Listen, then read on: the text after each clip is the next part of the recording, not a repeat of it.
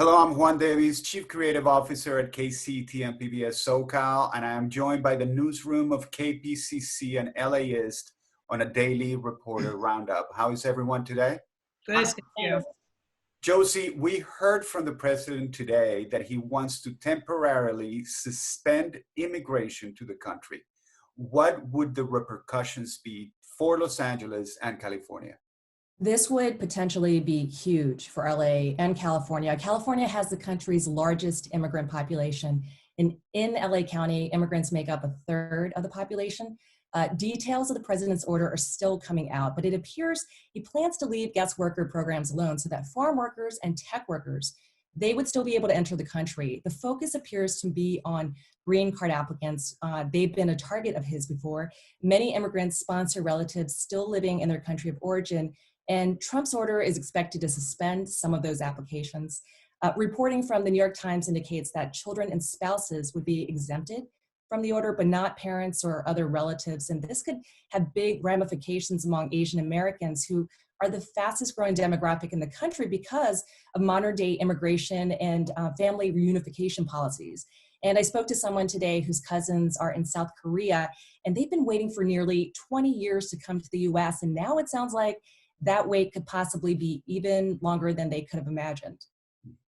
Another story our newsroom has been following are the federal loans to small businesses. And Emily Guerin's been looking at what we know about who is getting those loans.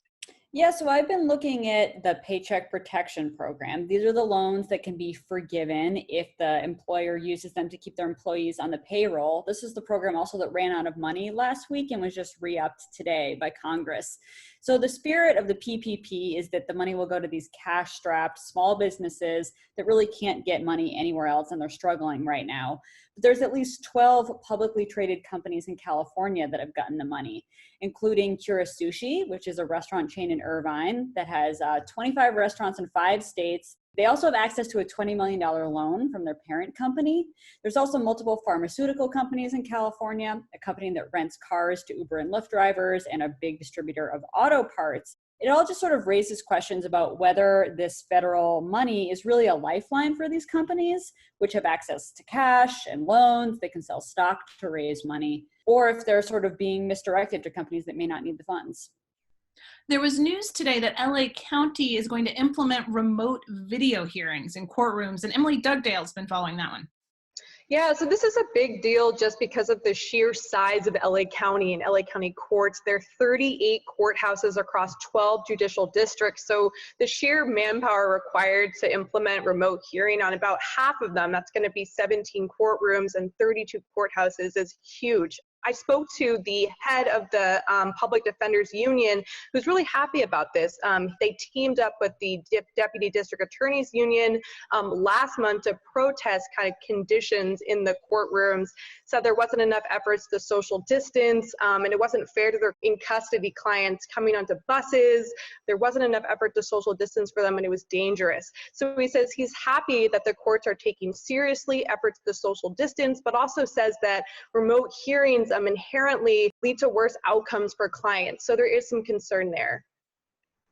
Finally today, Kyle's been taking a look at issues around internet access and what it means for schools.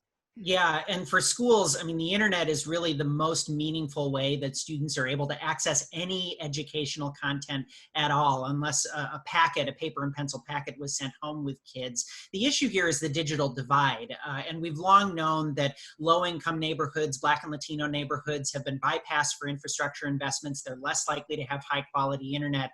Well, this week, USC put out new research that shows just how stark this divide is here in Los Angeles County.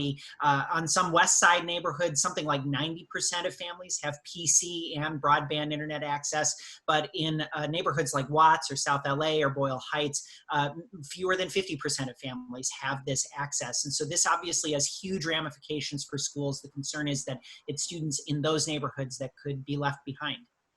Incredible. 2020. Well, thank you all at the KPCC and LAist newsroom, and thank you for tuning in. Take care of yourselves, take care of your family, and we will see you tomorrow. Thank you.